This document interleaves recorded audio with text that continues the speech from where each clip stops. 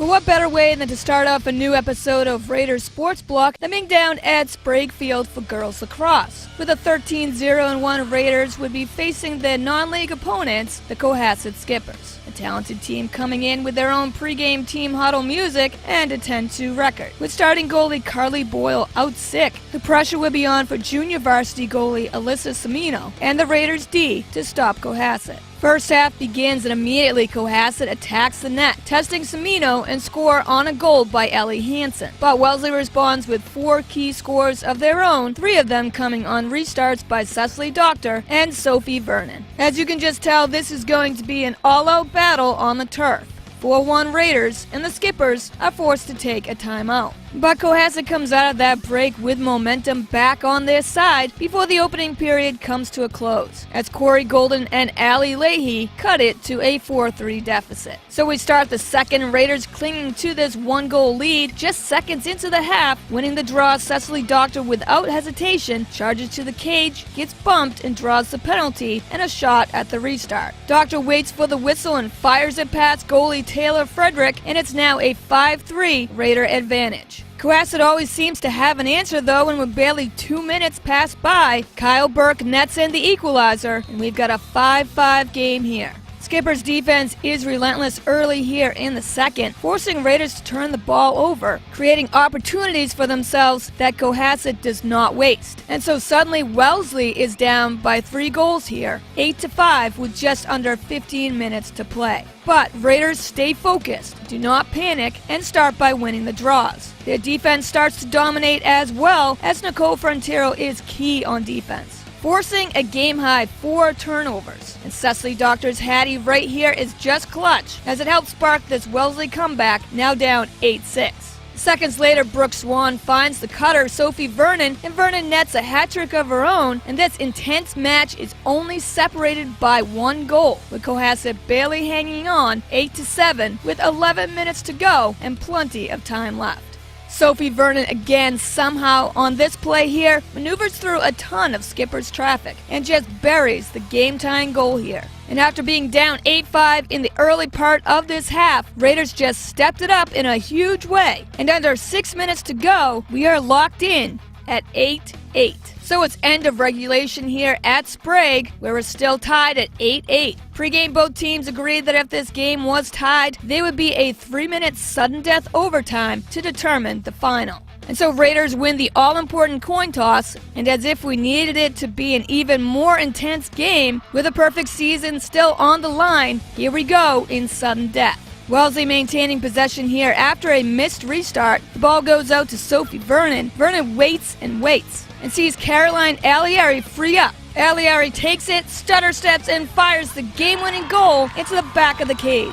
What a clutch score as the Raiders go crazy. Wellesley wins it in sudden death overtime, and what a way to do it. Down by 3 goals late in the second, to respond as a team, fight their way back to a tie, forcing overtime, and then less than a minute in, get the job done. Caroline Alieri with the game winner here as the Raiders outlast the Skippers 9-8. So right across the field on Monday as well, baseball will be hosting the Milton Wildcats in a Bay State Conference showdown. Bottom second, Raiders already up 1-0, have the bases loaded here, and Jack Dolan hits it deep to right, driving in 2 more for a clutch double and 3-0 lead.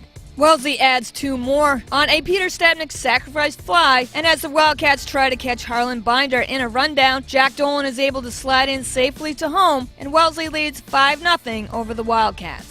But very next inning, top third, Milton gets their own rally going here. Bases loaded, Dennis McAuliffe hits it very close down the first base line. Wellesley insists it's a foul ball, but play continues. And so after 2 runners score, Ethan Murphy's throw to third base goes too high for Brad Marchetti to reel it in, and Brandon Musto is able to bring the 3rd run across the plate. And when the dust settles, McAuliffe is standing on second base, and it's 5-3 Wellesley. David Mullen would then tie it up here, and Milton would end up coming out of the 3rd, now with the lead, 6-5.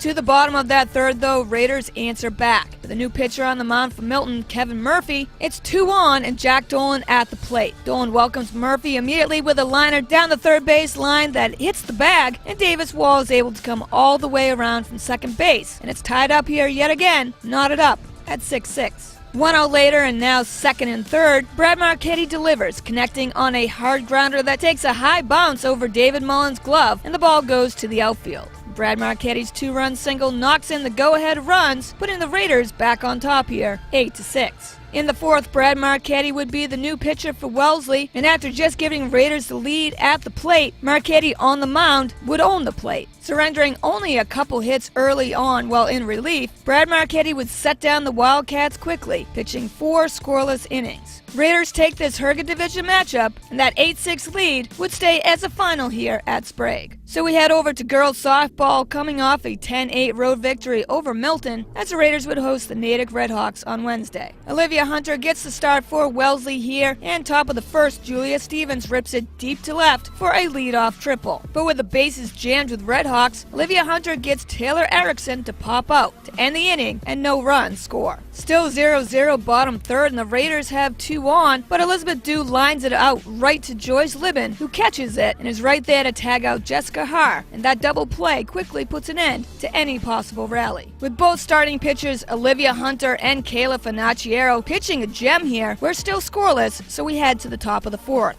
Taylor Erickson lines it for a double, but Natick also strands another runner in scoring position after a Hunter strikeout and a great leaping catch here by Karen Yee to snag the floater by Caitlin Little, and the Raiders escape unscathed.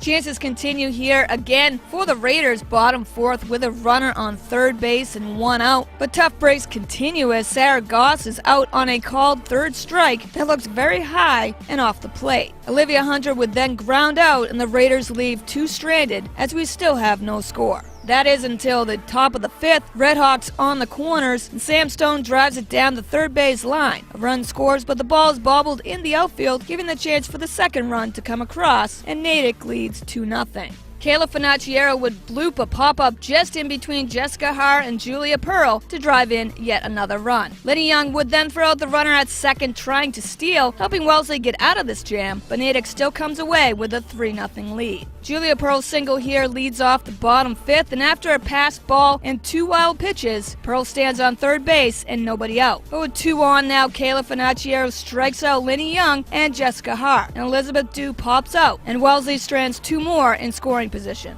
Tough game here for the Raiders as they had their chances but just couldn't connect on them. Olivia Hunter pitched solid, only allowing those 3 runs back in the 5th inning. But in the end, Natick holds on to win this one, shutting out the Raiders 3-0.